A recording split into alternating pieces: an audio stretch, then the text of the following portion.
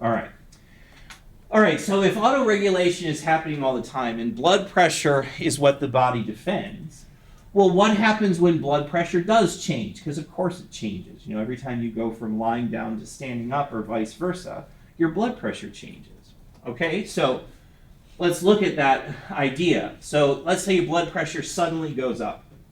Well, all over the body, every little precapillary sphincter is suddenly going to get an increase in pressure coming in, right?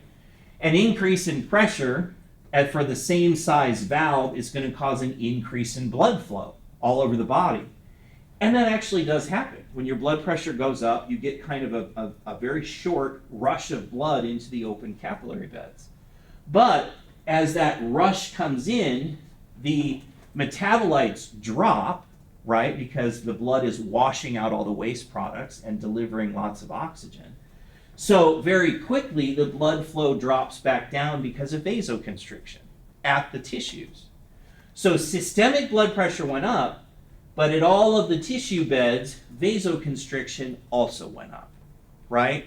So a different blood pressure is resulting in the same tissue flow because each capillary can independently adjust. So why does that happen? Well, metabolic is the way we've been talking about it.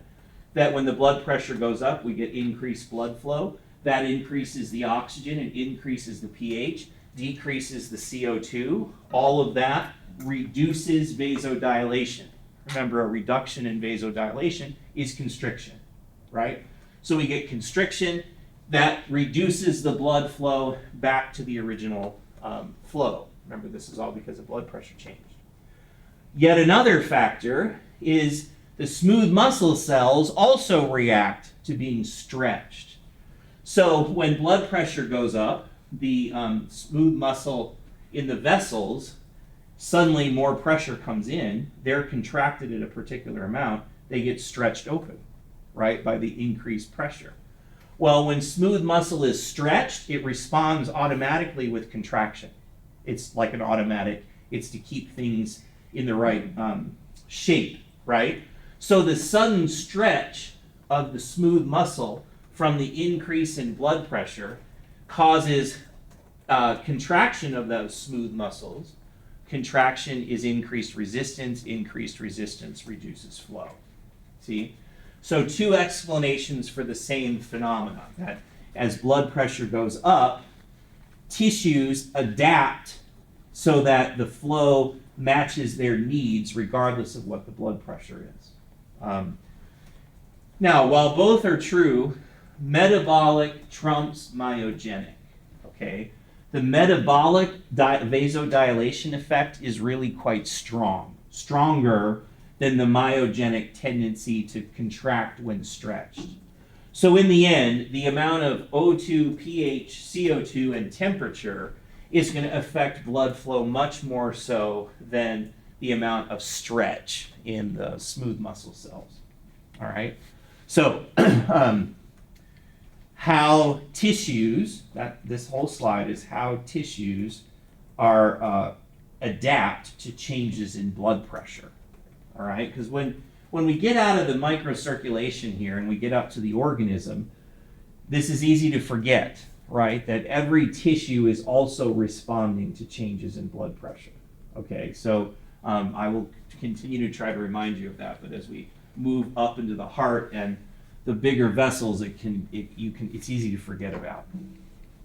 All right, we have a few special cases of blood flow control that we're going to encounter. Okay, first is in the kidney. The kidney is a remarkable organ because it has to serve as it serves as a selective filtration filter for the body.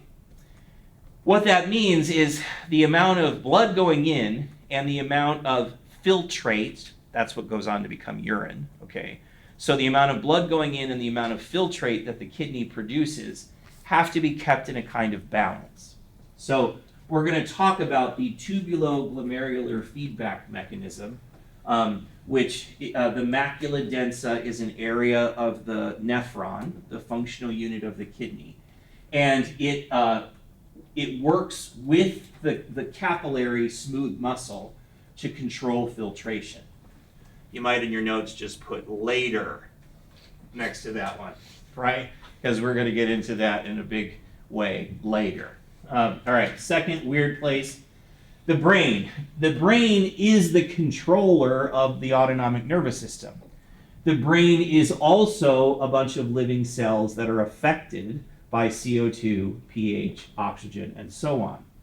So when CO2 increases or hydrogen ion concentration increase, both of those cause substantial increase in blood flow to the brain.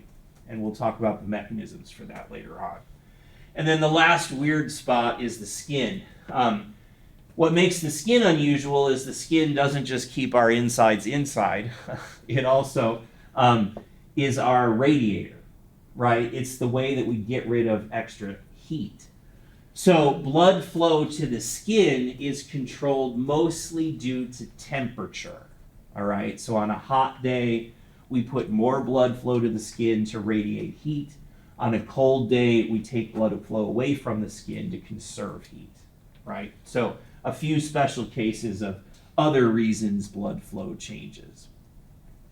All right, so the mechanisms of these changes are still really being discovered. I think one of the things that has really come to light in the last 20 years of medicine is how important the endothelial cells are to so many diseases in our just typical state of health.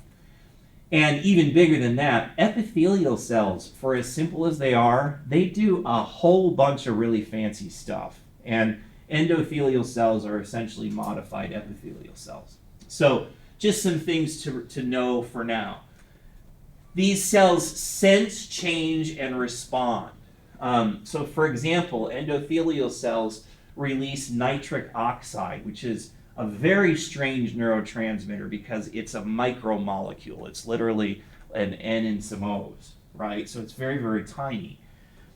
The endothelial cells release nitric oxide in response to shear stress. Shear stress is stress along the edge of a thing, right? So like if you were to take a fluid that has sand in it, right, and run it through a pipe, it would have a tendency to scour the edges of the surface of the pipe, right? That's shear forces.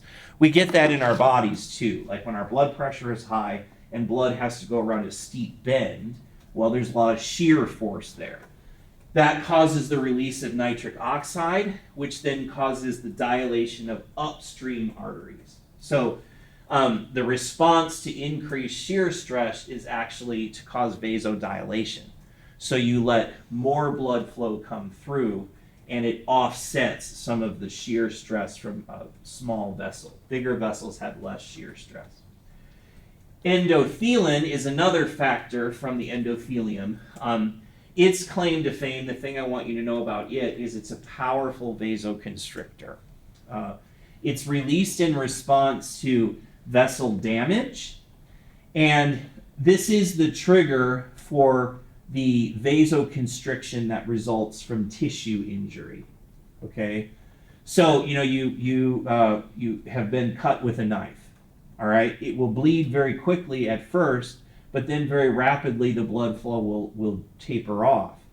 Some of that is clotting, okay, but another portion of that is vasoconstriction. The endothelin is released from the endothelial cells that were damaged. That causes the vessels to get smaller. That reduces blood flow and therefore reduces the amount of bleeding. So it's a good thing, right? It's hemostasis, blood control. The other component to this that isn't on the slide is oxygen. If you have a cut in your skin, well, now suddenly your arterioles in that area are exposed to air, which has a lot of oxygen. That's a potent vasoconstrictor, right? High oxygen causes smooth muscle cells to constrict. They love to constrict when they can. So the oxygen causes that to happen too. Both of which combine to help keep the vessels in the shape we need them to be in, essentially. And it helps to reduce blood loss. Because remember, blood has to be replaced if it's lost. So